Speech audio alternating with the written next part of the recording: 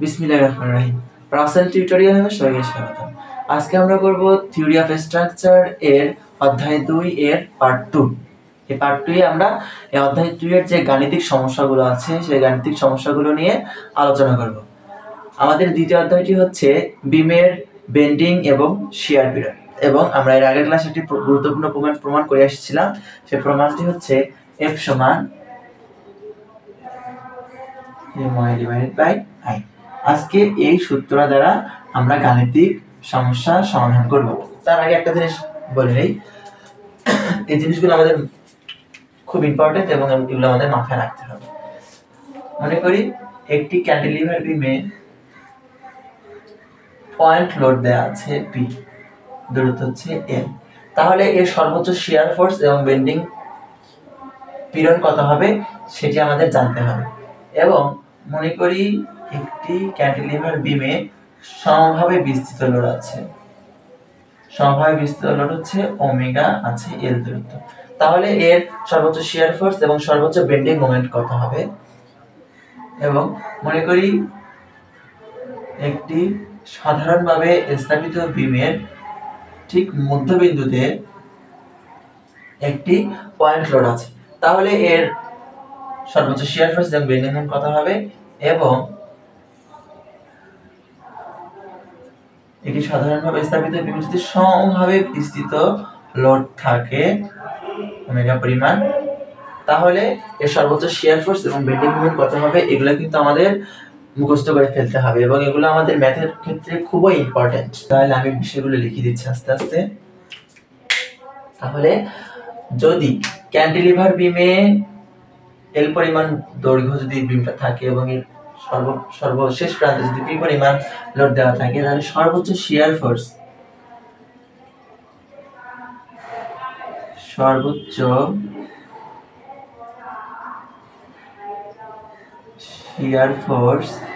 হবে P, এবং সর্বোচ্চ বেন্ডিং মোমেন্ট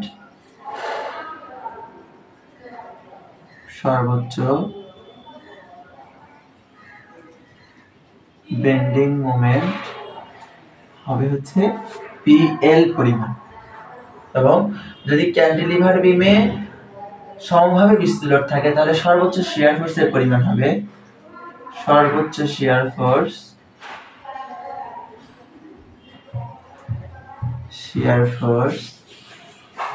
হবে ওমেগা L, এবং সর্বোচ্চ বেন্ডিং মোমেন্ট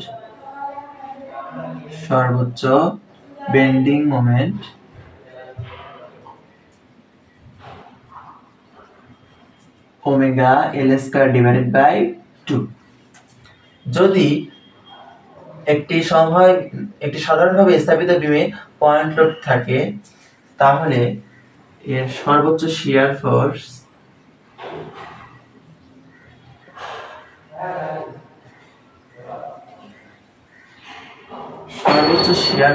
হবে P ডিভাইডেড বাই 2, এবং সর্বোচ্চ বেন্ডিং মোমেন্ট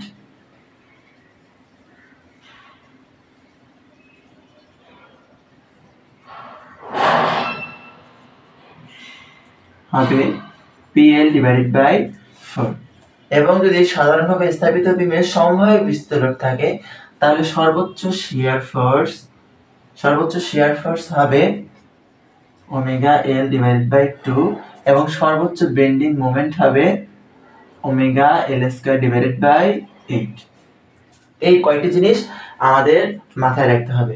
এবং আমাদের সবথেকে বেশি পরিমাণ আসে হচ্ছে একটি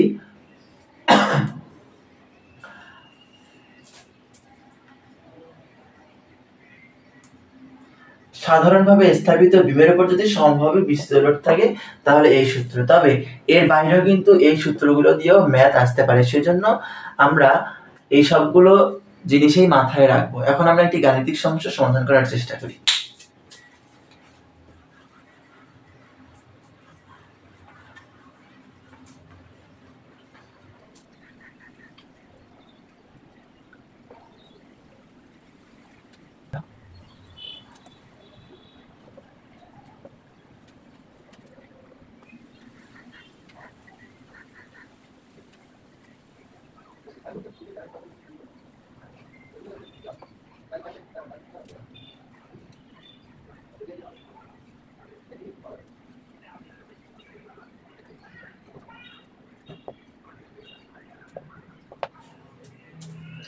তাহলে আমরা একটি গাণিতিক সমস্যা তুলে দিলাম। গাণিতিক সমস্যাটা এইরকম যে 10 মিটার দীর্ঘ সাধারণভাবে স্থাপিত একটি কাঠের বিমের চওড়া 15 সেন্টিমিটার এবং গভীরতা 30 সেন্টিমিটার।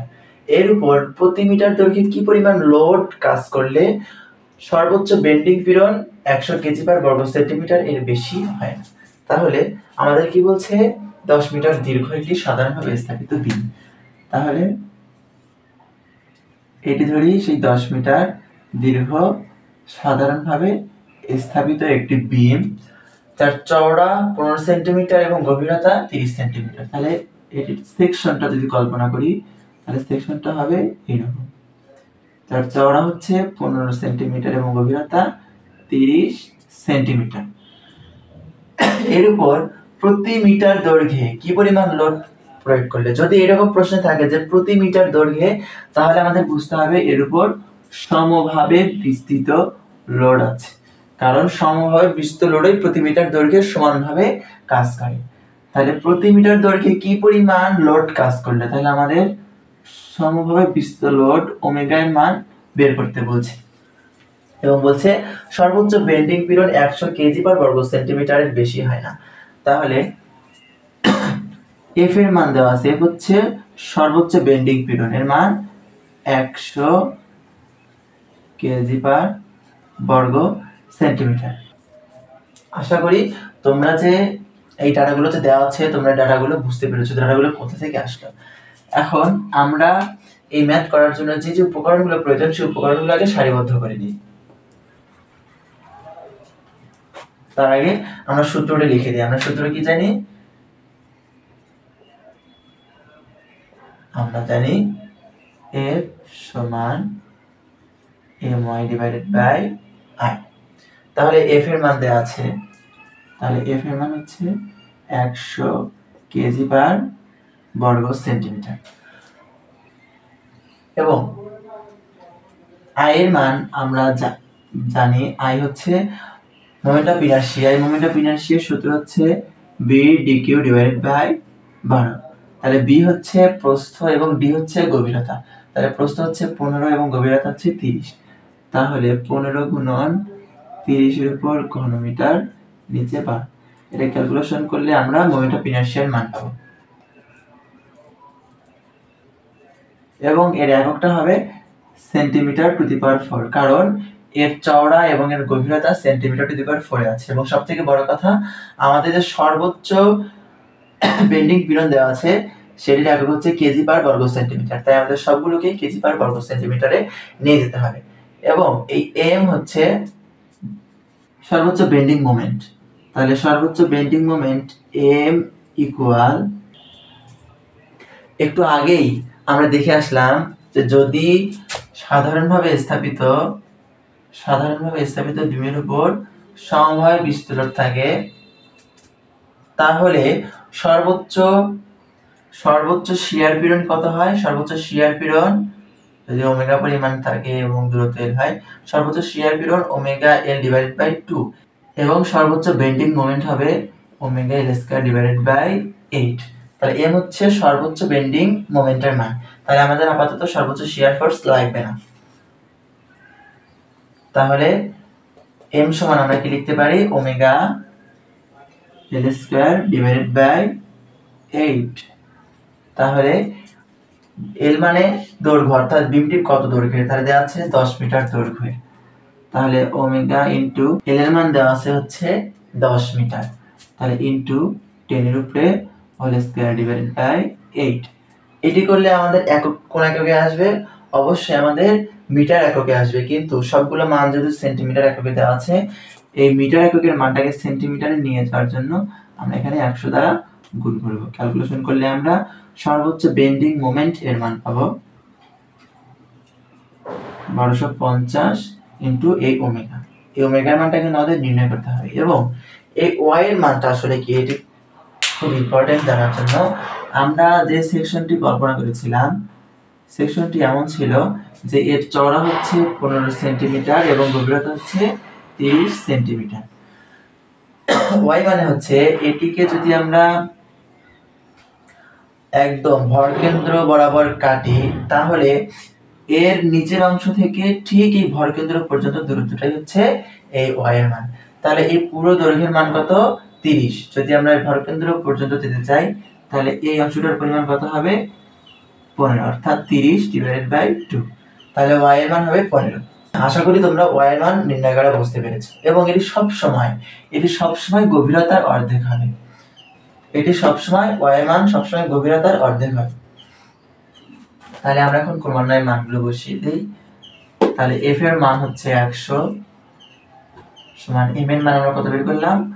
1250 ওমেগা ইনটু ওয়াই এর মান হচ্ছে 15 ডিভাইডেড বাই মোমেন্ট অফ ইনারশিয়ার মান হচ্ছে 33750।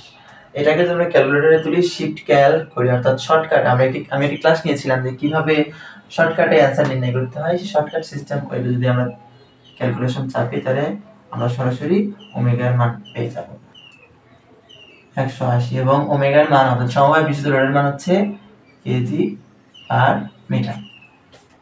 এভাবে আমরা কিন্তু খুব সহজেই সমাধান করতে পারি। এবং আরো কিছু গুরুত্বপূর্ণ ক্লাস আছে, অর্থাৎ গুরুত্বপূর্ণ টপিক আছে।